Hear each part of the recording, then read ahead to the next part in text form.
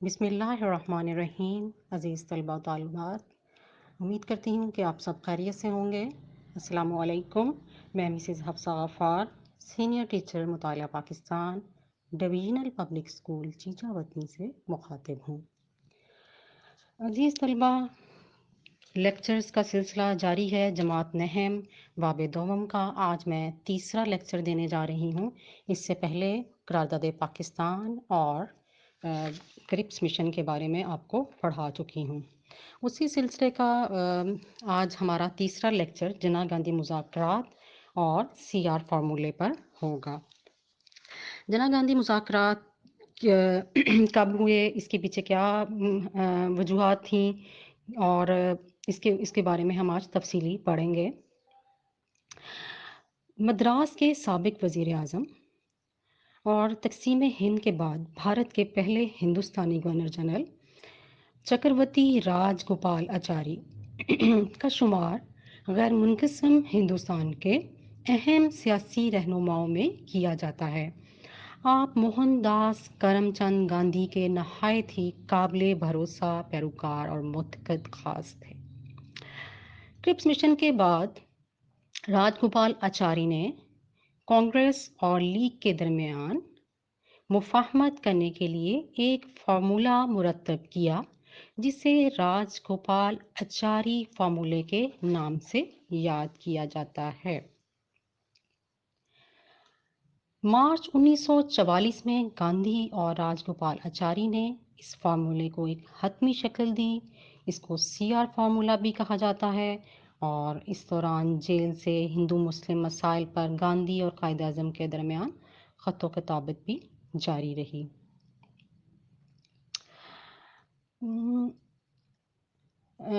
عزیز طلبہ، راج گوپال اچاری فارمولہ کیا ہے؟ اس فارمولے کو قائد اعظم کے پاس بھیج دیا گیا اور قائد اعظم کو فارمولے کی تفصیلات سے 8 اپریل 1944 کو آگاہ کیا گیا. آئیے ہم اس فارمولے کے اہم نکات کا جائزہ لیتے ہیں. ہندوستان میں عبوری مدت کے لیے ایک عبوری حکومت قائم کرنے کے سلسلے میں کانگریس کی کوششوں میں مسلم لیگ تعاون کرے گی. جنگ کے بعد ایک کمیشن قائم کیا جائے گا جو ہندوستان کے شمال مغرب اور شمال مشرق میں واقع ان ضلعوں کی جو آپس میں ملحق ہیں اور جہاں مسلمانوں کی قطعی اکثریت ہے کی نشاندہی کرے گا. نشاندہی کے بعد ان علاقوں میں ضلعی سطحوں پر بالغ رائے دہی کی بنیاد پر ریفرنڈم منعقد کرایا جائے گا تاکہ مذکورہ علاقوں کا باقی ہندوستان سے علیحدگی کے بارے میں حتمی فیصلہ کیا جا سکے. اگر اکثریت نے ہندوستان سے الگ اور ایک خود مختار ریاست کے حق میں رائے دی تو ان کے فیصلے پر عمل درآمد ہوگا. تقسیم ہند کی صورت میں دونوں ممالک کے درمیان بغیر کسی تعصب کے مشترکہ سرحد پر واقع ضلعوں کو یہ اختیار دیا جائے گا کہ دونوں ممالک میں کسی میں بھی شامل ہو جائیں. تمام سیاسی پارٹیوں کو اجازت ہوگی کہ ضلعی سطح پر مذکورہ ریفرنڈم کے انعقاد سے پہلے اپنے اپنے موقف کی تشہیر کیے جائیں گے.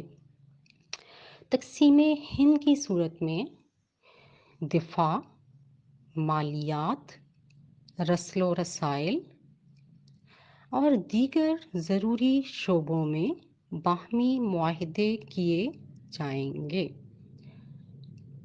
5واں پوائنٹ ہے اسی سی آر فارمولے کا.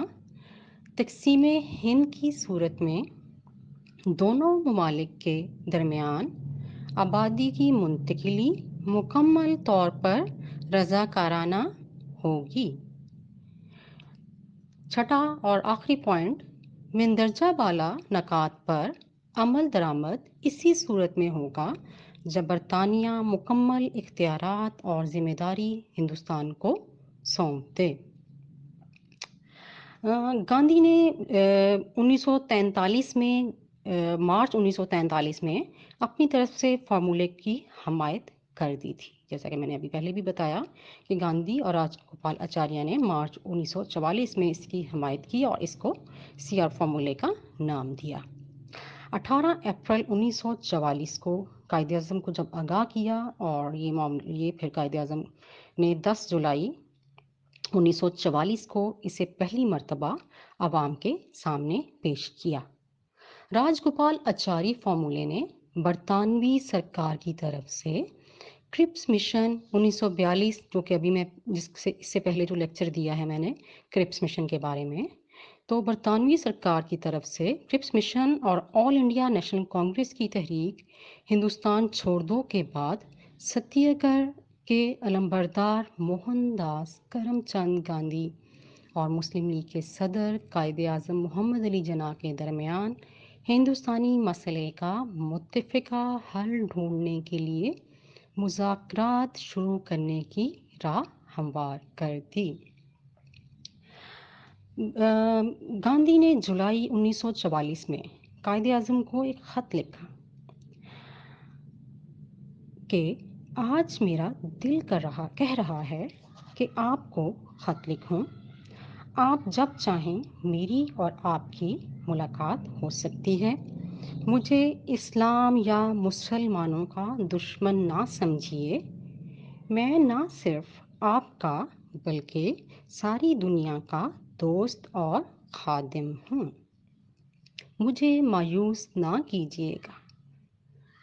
قائد اعظم نے جواب میں اگست کے وسط میں بامبے میں ملاقات کی تجویز پیش کی. تاہم عملاً ملاقات ستمبر سے ہونا شروع ہوئی. ملاقات میں یہ طے پایا کہ زبانی گفت و شنید کے بجائے مراسلات کا تبادلہ ہو تاکہ فریقین کے نقطہ نظر کا ریکارڈ محفوظ رہے. اسی ملاقات میں گاندھی نے واضح کیا کہ وہ کانگریس کے نمائندے کی حیثیت سے نہیں بلکہ ذاتی حیثیت سے ملاقات کر رہے ہیں. قائد اعظم نے اس پر اعتراض کیا. آپ نے فرمایا اور آپ نے بلکہ اس بات پر زور دیا کہ جب تک دونوں اقوام کے نمائندوں کے درمیان گفت و شنید نہ ہو کسی مثبت نتیجے پر پہنچنے کی توقع نہیں کی جا سکتی. گفت و شنید کا آغاز قرارداد لاہور سے ہوا جس کی بنیاد دو قومی نظریہ تھی.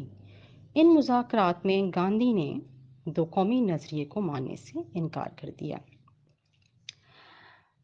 راج گوپال آچاری فارمولے پر قائد اعظم محمد علی جناح اور گاندھی کے درمیان ستمبر 1944 میں مذاکرات ہوئے. 9 ستمبر سے 27 ستمبر 1944 تک دونوں رہنماؤں کے درمیان کل 14 ملاقاتیں ہوئیں. ان ملاقاتوں کے دوران 21 خطوط کا تبادلہ بھی کیا گیا جن میں 12 قائد اعظم اور 9 گاندھی نے لکھے. لیکن 27 ستمبر 1944 کو ان مذاکرات کی ناکامی کا اعلان کیا گیا. ہم مختصراً عزیز طلباء تھوڑے سے اس کے دیکھ لیں اسباب کہ کیوں یہ مذاکرات ناکام ہوئے. تو اس کا سب سے پہلا پوائنٹ ہے گاندھی ذاتی حیثیت سے جبکہ قائد اعظم آل انڈیا مسلم لیگ کے صدر کی حیثیت سے مذاکرات میں شریک رہے. دوسرا نکتہ گاندھی مسلمانوں کو ایک علیحدہ قوم ماننے کے لیے تیار نہ تھا.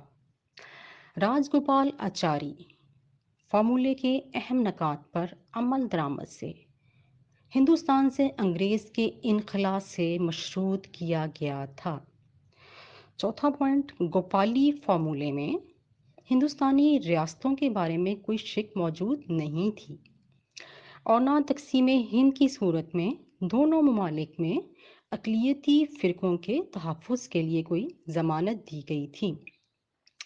قائد اعظم نے راج گوپال آچاری فارمولے کے اندر مسلمانوں کے مجوزہ ریاست پر تبصرہ کرتے ہوئے فرمایا It is a maimed, mutilated and moth-eaten Pakistan. میں ریپیٹ کرتی ہوں. It is a maimed, mutilated and moth-eaten Pakistan. maimed کا مطلب ہوتا ہے بدنام، mutilated مسخ شدہ، اینڈ moth-eaten جو جس کیڑے نے کھایا ہو، جو بالکل ایک دیمک زدہ پاکستان. تو قائد اعظم محمد علی جناح کانگریسی رہنماؤں کی سیاسی چالوں سے بخوبی آگاہ تھے. ان کو معلوم تھا کہ انگریز کے ہندوستان سے چلے جانے کے بعد کانگریس کبھی بھی اچاری فارمولے کے اہم شقوں پر عمل درآمد نہیں کرے گی، اور یوں گاندھی جناح مذاکرات ناکام ثابت ہوئے. اگر ان مذاکرات کا کوئی نتیجہ برآمد ہوا تو صرف یہ کہ قائد اعظم کے وقار میں اضافہ ہوا، کیونکہ ان مذاکرات کے تمام دور بامبے میں انہی کی رہائش گاہ مالابار ہل میں منعقد ہوئے.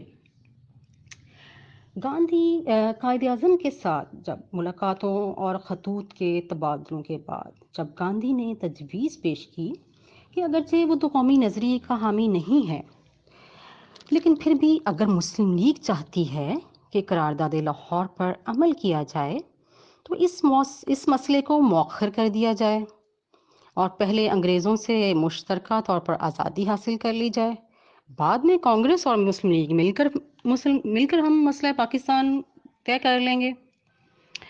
قائد اعظم رحمۃ اللہ علیہ نے جواب میں فرمایا، گاندھی کے آپ نے اس انداز کو ایک دھوکہ، ایک مکاری قرار دیا اور اس بات پر زور دیا کہ وہ چاہتے ہیں کہ ہندوستان کی آزادی سے قبل پاکستان کا مسئلہ انگریزوں کو حل کرنا چاہیے، کیونکہ کانگریس اور گاندھی پر کسی صورت بھی اعتماد نہیں کیا جا سکتا. تو عزیز طلبہ، یہ تو تھا ہمارا آج کا باب دوم کا تیسرا لیکچر، جناح گاندھی مذاکرات 1944 اور سی آر فارمولہ 1944. امید کرتی ہوں کہ آپ کے لیے یہ لیکچر بھی پچھلی لیکچرز کی طرح سود مند ثابت ہوگا. اپنا خیال رکھیے گا، اجازت دیجیے گا. اللہ حافظ.